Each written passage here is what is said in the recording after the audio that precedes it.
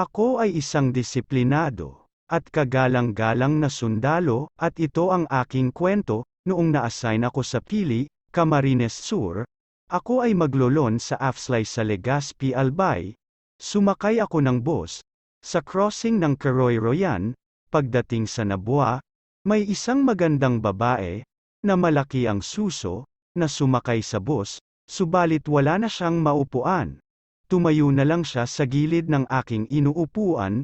Sa isip ko, bilang isang kagalang-galang at disiplinadong sundalo, ako ay tumayo, at pinaupo ko ang isang magandang babae, na malaki ang suso.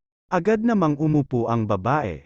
At siya ay ngumiti at nagpasalamat sa akin. Sabi niya, Salamat ha, ang bait mo naman.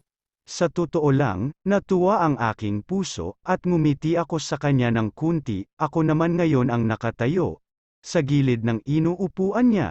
Pagdating sa ginubatan, biglang may dumaan na aso sa kalsada, at biglang nagpreno ng malakas ang bus. Ako ay nabigla, at nakabitaw sa aking hinahawakan, at ang siko ko ay tumama sa malaking suso ng magandang babae. Ako ay nabigla at nahiya. Naisip ko, bilang isang kagalang-galang at disiplinadong sundalo, ako ay humingi ng tawad.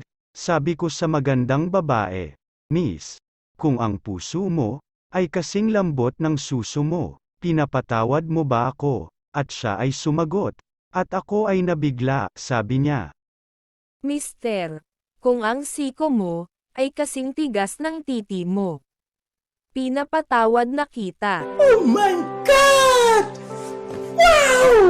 simula ng pangyayaring yun, nagpalitan kami ng phone number, at araw-araw kaming nagpapalitan ng mga mensahe. Pagkalipas ng ilang taon, ganito na ang aming kalagayan.